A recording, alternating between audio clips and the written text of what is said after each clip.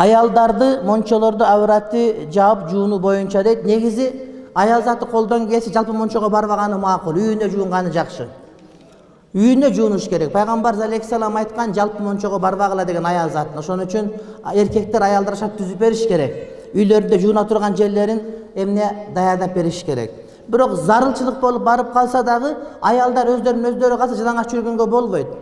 Эркектер өздөрү менен өздөрү жүргөндө киндик менен тизеге чейин жабылыш керек болсо, аялдар дагы мына ушундай.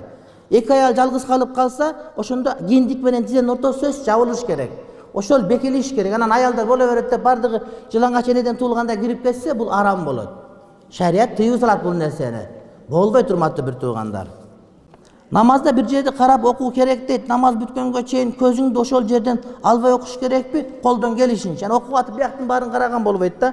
Мында көңүл буруп сажда кылган жерди карап окуш керек деген маани.